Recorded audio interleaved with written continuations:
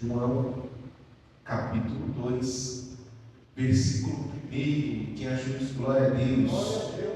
Diz assim a palavra: 3 dias depois, houve um casamento em Caná da Galileia, e a mãe de Jesus estava ali. Jesus também foi convidado com os seus discípulos para o casamento. Tendo acabado o vinho, a mãe de Jesus lhe disse: eles não têm mais vinho. Mas Jesus respondeu: por que a senhora está me dizendo isso? Ainda não é chegada a minha hora. Então ela falou aos serventes, aos servos: façam tudo o que ele disser. Estava ali 6 potes, 6 talhas, 6 vasos de pedra, que os judeus usavam para purificação, e em cada um cabia cerca de 100 litros. E Jesus lhe disse: encham essas talhas de água. E eles as encheram totalmente. Amém, igreja? E hoje eu quero falar sobre os vasos disponíveis. Vasos o quê? Disponíveis. Porque não adianta a gente ser um vaso se a gente não está o quê?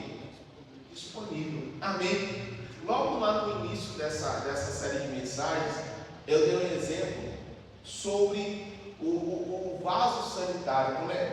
A gente tem um propósito, a gente é usado para aquele propósito, para aquele fim. Falei, se a gente coloca uma planta, uma árvore dentro do vaso sanitário, ia causar estranheza, porque ele não nasceu, ele não foi feito para aquilo. Amém? Agora, quem nunca, não sei se isso já aconteceu com vocês, como já aconteceu, de estar na rua ou de estar no shopping e sentir vontade de ir ao banheiro. Aí você chega lá no banheiro do shopping e está tudo indisponível. Você fala: misericórdia agora. Porque gera aquela necessidade, você está com aquela vontade, e aí você olha e vê que está tudo lá, vermelhinho, vermelhinho, ou escrito lá, ocupado. E aí, isso gera uma pergunta na nossa vida hoje, nessa manhã, de olhar e dizer assim: eu já sei que eu sou vaso de Deus, que eu sou vaso escolhido, que eu fui um vaso formado, gerado pelas mãos do Senhor. A pergunta é: será que eu sou um vaso disponível nas mãos do oleiro? Será que eu estou disponível para Deus? Será que eu estou disponível para Cristo? Veja, que não é estar disponível para uma igreja, para uma determinada situação, está disponível para Deus. Amém? Porque não adianta nós sermos vasos se nós não estamos disponíveis, se nós estamos sempre cheios, preenchidos, se a gente não tem lugar para estar ou para fazer a vontade de Deus. A história que nós vamos ver hoje é do primeiro, e a Bíblia, ela ama chamar os milagres que Jesus fez de sinais. Por quê? Porque Jesus fazia muito mais do que meros milagres, mas sinais. O sinal é aquilo que aponta para algo. Por que Jesus fazia os milagres? Por que Jesus operava esses sinais? Para mostrar, para revelar quem Ele era, para mostrar que Ele de fato era o Deus Todo-Poderoso. Então era mais do que um milagre, era um sinal de que Jesus Cristo era o Senhor. Amém, igreja? Então, esse daqui é o primeiro sinal do Senhor, o primeiro milagre. Agora, o fato é de que quando nós analisamos os primeiros versículos, nós vemos 3 pontos interessantes, 3 pontos especiais para nós. O primeiro está logo lá no capítulo de número 2, mas no versículo de número 2, capítulo 2, versículo de número 2, diz assim: Jesus também foi convidado. Amém? Jesus foi foi o quê? Convidado para a festa. Agora, olha só, Jesus, se esse vai ser o primeiro milagre de Jesus, então ele não tinha feito milagre nenhum. Então esse casal que convida Jesus para a festa, convida Jesus por causa de quem ele é. Jesus ainda não tinha se revelado como Messias, como Deus Todo-Poderoso, nem que operava milagres, mas esse casal fazia questão da sua presença. Olha só o que isso é maravilhoso para nós. Nós não podemos convidar Jesus para a nossa vida só por interesse. Eu não posso querer Jesus na minha vida só porque ele pode abrir uma porta, só porque ele pode fazer um milagre, só porque ele pode cuidar de mim, só porque ele pode operar um milagre. Eu preciso chamar Jesus, convidar Jesus para a minha vida por quem ele é. Ele é Jesus, ele é o Deus Todo-Poderoso, ele é o Criador do céu e da terra, ele é o dono de todas as coisas, e isso basta para que ele seja convidado de honra na minha vida. Amém? Não é, nossa, esse Jesus precisa estar aqui, porque se der algum problema, ele está aqui. Não, eles convidaram Jesus só porque ele era Jesus. Agora, outro detalhe, ainda no versículo de número 2, é o seguinte: Jesus é convidado, mas a Bíblia vai dizer que os discípulos dele estavam com ele. Jesus também foi convidado com os seus discípulos para o casamento. Segundo ponto importante para as nossas vidas hoje, qual é, pastor? O melhor de tudo, Jesus tem um pacote que vem com ele. Hoje em dia a gente vê muitas pessoas, e esses dias eu falava sobre, na sexta-feira passada, sobre situações que as pessoas não querem mais, porque não querem esse tipo de compromisso. Tem muitas pessoas que não querem um casamento, porque é um compromisso, uma aliança. Não querem filhos, porque é um compromisso de anos de cuidado. E às vezes as pessoas querem Jesus, mas não querem o compromisso com Jesus. Só que se eu aceitar Jesus, eu preciso aceitar o pacote completo. Imagina só, está lá Jesus sendo convidado para a festa, ele chega e fala assim: ó, eu vou, mas eu tenho 12 discípulos aqui comigo, e eles vão comigo também. Amém? Então, se eu quero Jesus na minha vida, eu preciso aceitar o pacote completo. Jesus disse: aquele que quiser seguir, ou seja, não é obrigado, não é uma obrigação. Eu não sou obrigado a seguir a Cristo, mas se eu quiser, ele diz: aquele que quiser seguir após mim, negue-se a si mesmo, tome a sua cruz e me siga. Ou seja, quer seguir? Tem um pacote, uma regra, tem como servir. Não é servir do meu jeito, não é da forma que eu quero, do jeito que eu quero. Não, eu preciso querer Jesus, mas tudo que ele carrega. Uma vida de renúncia, uma vida de santidade, uma vida de busca a sua presença, uma vida de adoração. Se eu quero Jesus, eu preciso querer tudo. Preciso querer tudo na nossa vida. Então são 3 pontos importantes para nós.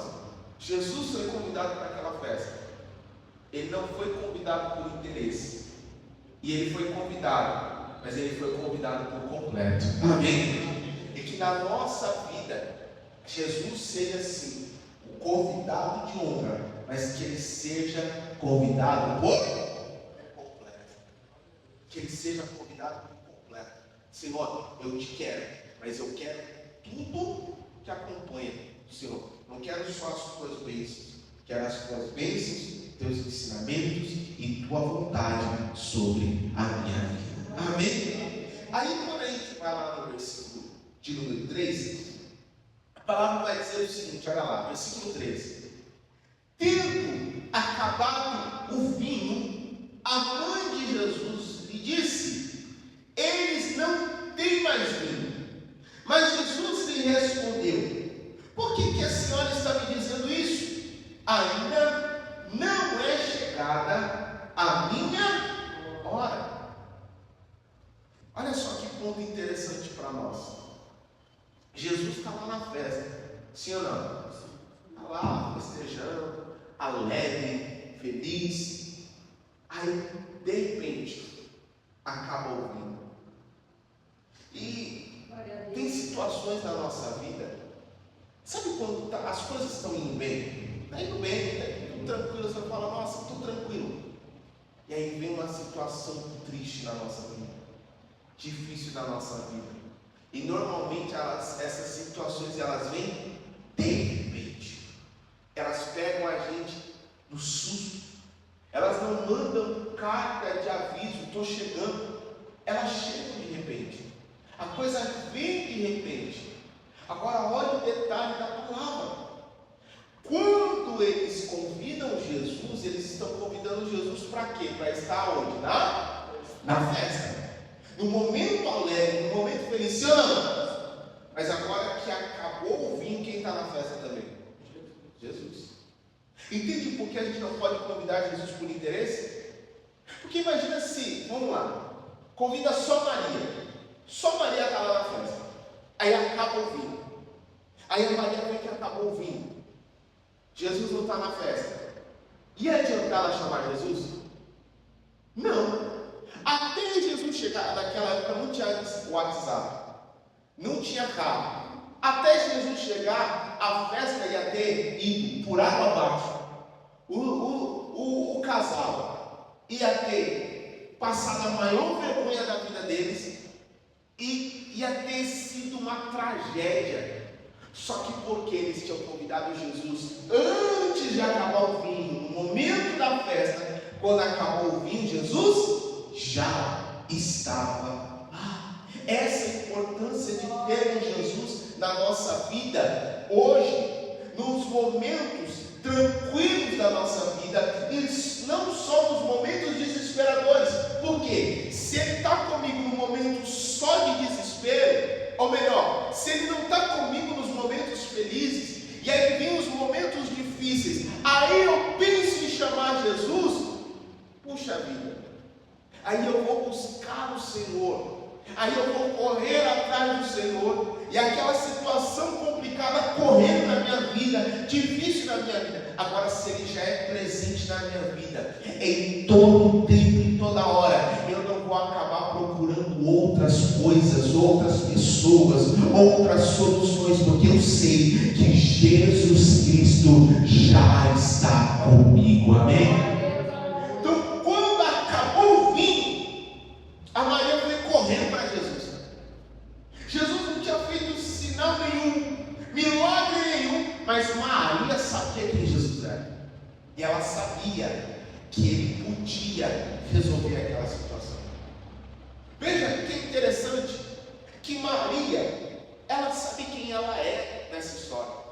Ela foi a agraciada que teve Jesus no ventre, que cuidou de Jesus, mas ela sempre soube, Jesus, Ele, no momento, foi colocado em meu ventre, mas quem é o meu Senhor é Ele, não é Ele que deve senhorio a mim, sou eu que devo senhorio a Ele. Então ela sabia, o único que pode resolver essa situação é Jesus. Aí ela vai até Jesus, só que por um momento ela toma uma atitude meio desenfreada. Ela toma uma atitude não muito pensada. Ela chega já falando o problema. Jesus acabou o vinho. Acabou o vinho, Jesus. Como alguém que diz assim: eu sei que você pode resolver isso daí. Eu sei que você pode solucionar isso aí, Jesus. Acabou o vinho. Imagina a humilhação que eles vão passar. O pessoal convidou a gente. Acabou o vinho. Precisa resolver.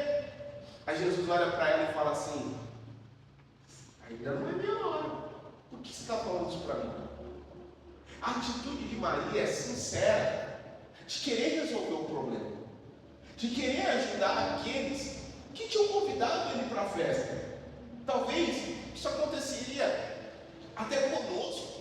Se a gente está numa festa e a gente é convidado e vê que alguma coisa está saindo ali da organização e ela precisa de ajuda, ela está com o coração sincero, mas a atitude dela é um pouquinho errada. Porque a atitude de Maria é dizer assim: eu sei que Jesus pode fazer, então vou falar para ele fazer. E a gente não pode tomar essa atitude. Por quê? Porque nós não somos donos de Cristo. Cristo é o nosso dono. Nós somos os vasos na mão do oleiro. E aí a gente vai lá para Jeremias 18, e a Bíblia diz que o vaso foi feito das mãos do oleiro, conforme bem lhe pareceu. Quando Maria recebe essa resposta, a Bíblia não diz, mas já pensou se ela pode ter pensado: puxa vida, é claro que eu estou agindo errado, a minha atitude é sincera, a minha petição é sincera, mas a forma que eu pedi é totalmente errada. Não é Jesus que tem que se moldar à minha vontade, sou eu que tenho que se moldar à vontade do Senhor, porque Ele é o oleiro, eu sou o vaso. Aí ela muda o discurso e ela olha para aqueles que estão servindo e ela diz o seguinte, versículo de número 5: então ela falou aos céus: façam tudo o que Ele nos disser, o que Ele mandar. Mudou a situação. Ainda há um pedido, mas agora mudou o jeito. Agora ela está reconhecendo: não é do jeito que eu quero, é do jeito que Ele quer. Não é do meu jeito, é do jeito de quem? De Deus. É do jeito que Ele quiser. Ele pode resolver o problema, Ele pode resolver a situação, mas não vai ser feito do meu jeito, vai ser feito do jeito que Ele quiser. Amém, igreja? Aí nós entramos então na questão dos recipientes que serão usados para esse milagre acontecer, para essa maravilha acontecer. Até então, lá naquele casamento, ninguém está sabendo o que está acontecendo. As coisas estão nos bastidores. Isso é algo importante que a gente precisa levar para a nossa vida. Para a nossa vida. Tem muita gente que conta os bastidores da sua vida para todo mundo. Todo mundo sabe o que acontece. Mas olha, nem todo mundo precisa saber de tudo da sua vida. Sabe? Porque contar os problemas, as dificuldades, as situações difíceis para todo mundo é dar armas e ferramentas para alguém falar da sua vida. E tem gente que quer ouvir da sua vida não para te ajudar, mas só para falar que está dando errado na tua vida. Maria falou com quem podia ajudar de fato o problema daquele casal. As pessoas que estavam na festa, o mestre de cerimônias, nenhum deles está vendo nada. O negócio está pegando fogo na cozinha, acabou ouvindo, mas ninguém lá no salão está sabendo de nada. Para eles a festa está rolando. Então, o primeiro e mais importante da nossa vida, que tem que saber dos bastidores, daquilo que está dando errado, que está dando certo, é o nosso Senhor e Salvador Jesus Cristo. Sabe por quê? Porque é Ele que pode ajudar a nossa vida. Amém? Nós podemos sim ter pessoas próximas que a gente vai conversar, mas que são pessoas que vão nos ajudar de verdade. Fica claro que Maria tinha livre acesso entre a festa, entre o salão de festa e entre a cozinha. Era alguém próxima daquele casal. Então, não era para todo mundo. E que bom que Maria, além de ter esse acesso, Maria também sabia que podia resolver o problema. Então, agora está tudo na mão de Jesus. Está tudo na mão do mestre. Ele olha e fala: eu tenho uma solução. Eu tenho um jeito de solucionar esse problema. E aí então nós vamos para o versículo de número 6. Olha lá, versículo 6. Estavam ali, e dependendo da tradução, pode estar potes, pode estar talhas ou vasos. O mais corriqueiro é talhas. Estavam ali 6 talhas de pedra que os judeus usavam para purificação. E em cada uma cabia cerca de 100 litros. Essa aqui é a tradução da minha Bíblia. E eu gosto muito dela porque ela faz a conversão das medidas e da forma que eles mediam naquela época para a nossa época. Então, o número que você tem aí corresponde a cerca mais ou menos de 100 litros d'água. Eram talhas, vasos feitos de pedra lavrada, ou seja, de uma pedra esculpida. Por que não de barro? Porque essas talhas elas eram usadas para a limpeza das mãos e dos pés. Naquela época, terra desértica, suja. Então a gente anda aí de chinelo na rua e o nosso pé fica sujo. Imagina naquela época. Então, antes deles entrarem em qualquer lugar, em casas, em salões, na sinagoga, tinha essas talhas de pedra. Eles iam, lavavam as mãos e lavavam os pés. Duas coisas importantes. Primeiro, a higiene pessoal de cada um. E também o simbolismo da purificação. Amém? Então, a festa está rolando, está todo mundo já dentro da festa.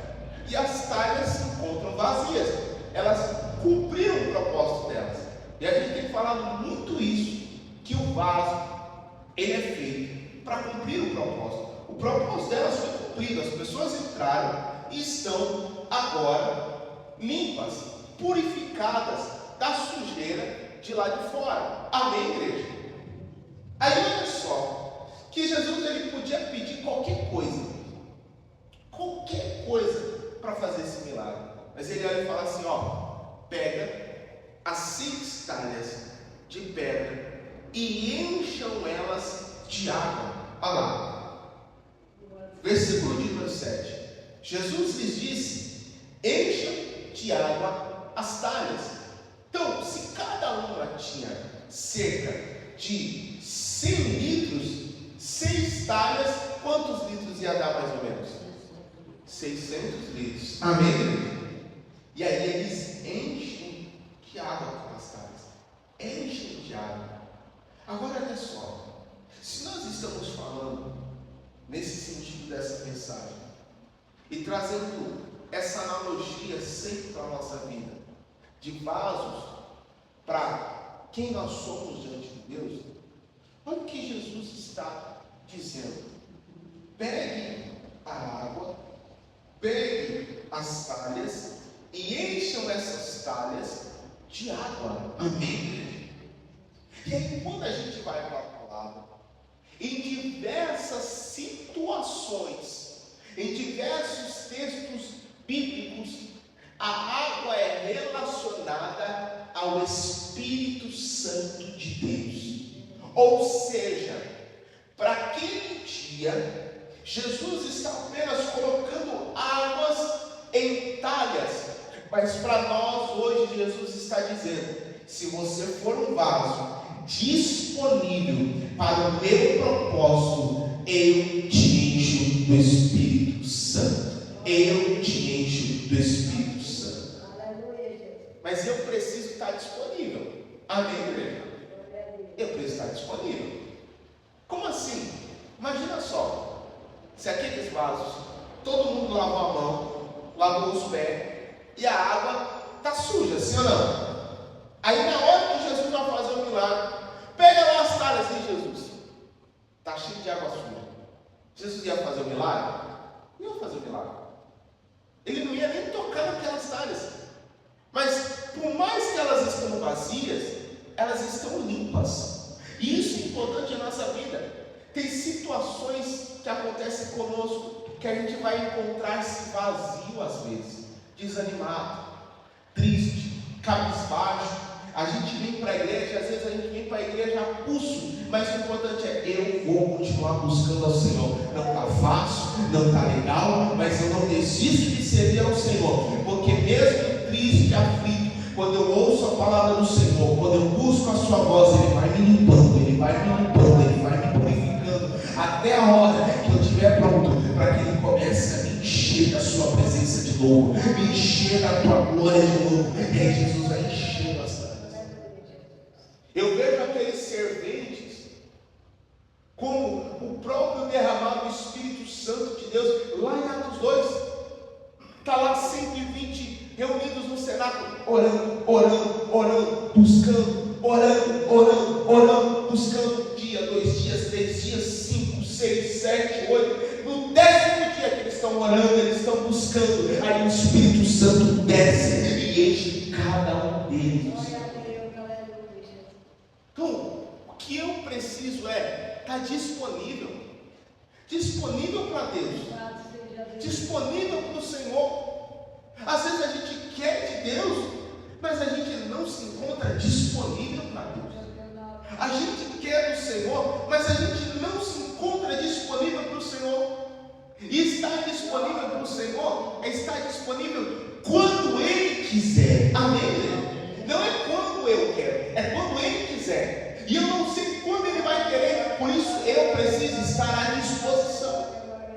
Eu preciso estar disponível. Quer ver só? Isso nunca aconteceu comigo, mas eu já vi presenciar. Alguém, por exemplo, sofreu um acidente ou passar mal e não ter um convênio médico e chamar o SAMU. A ambulância é algo de urgência para levar a pessoa machucada, ferida ou que passou mal para o hospital o mais rápido possível.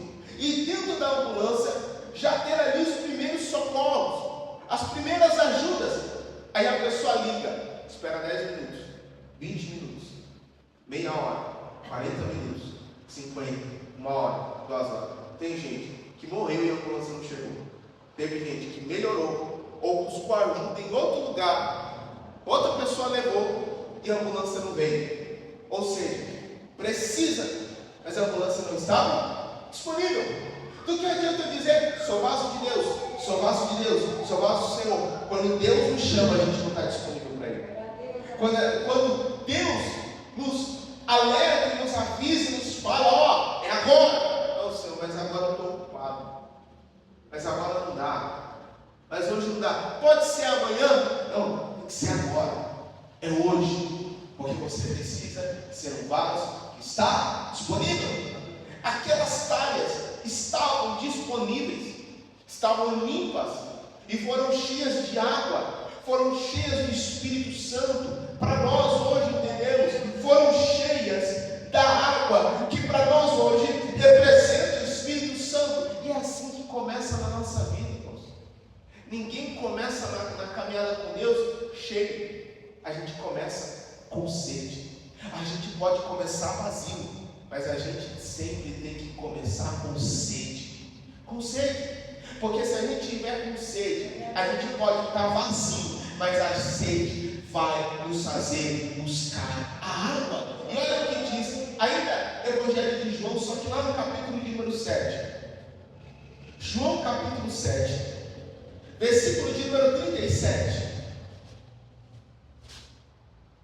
João 7, versículo de número 37. No último dia, o grande dia da festa, Jesus se levantou e disse em voz alta: se alguém tem sede, venha a mim e beba. Quem crer em mim, como diz a Escritura, do seu interior fluirão rios de água viva. Amém? Ou seja, primeiro você começa com sede. Jesus te enche e depois você vai estar transbordando da presença do Senhor. Então todo mundo vai começar vazio, mas a gente sempre tem que estar com sede. Com sede. E é uma sede que ela precisa ser insaciável, que ela precisa estar no nosso coração, para a gente sempre sentir que a gente precisa mais, de buscar mais. Porque quanto mais dessa água em nós, mais a gente vai permanecendo limpo, mais a gente vai permanecendo purificado pela presença de Jesus. Amém? Olha lá em Efésios, capítulo de número 5.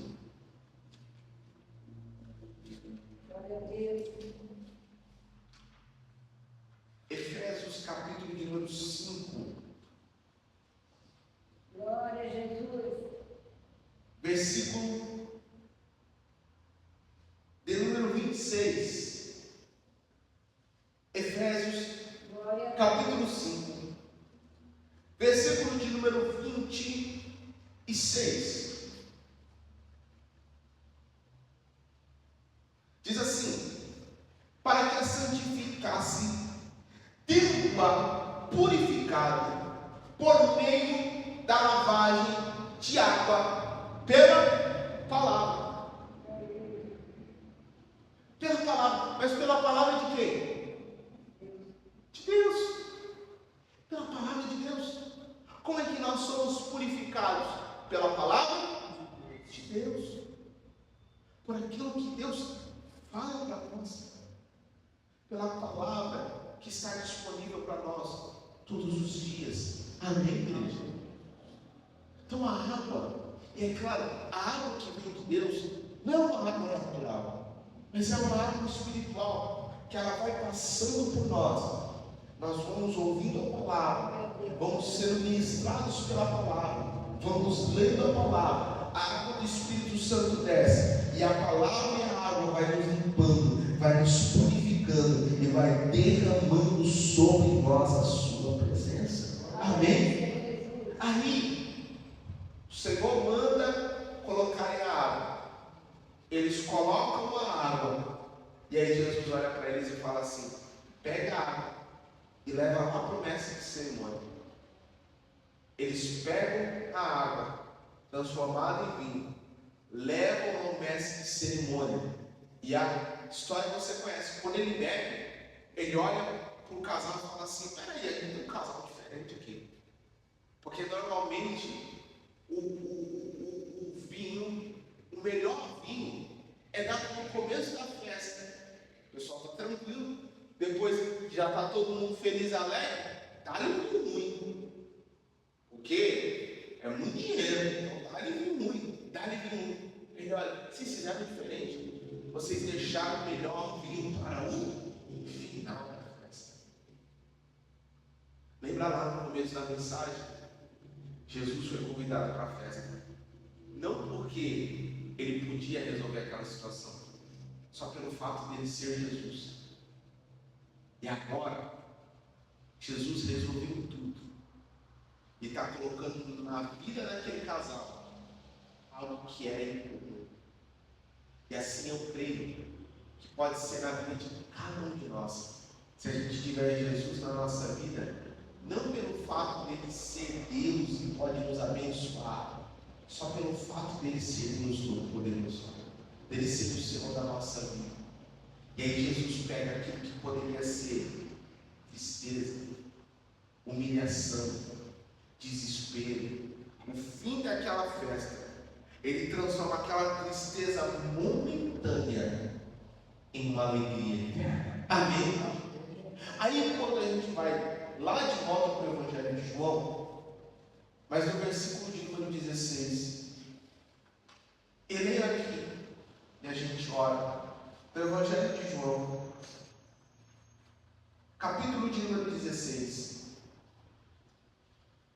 versículo de número 19, e esse texto, Jesus está falando sobre a sua morte, sobre a sua ressurreição.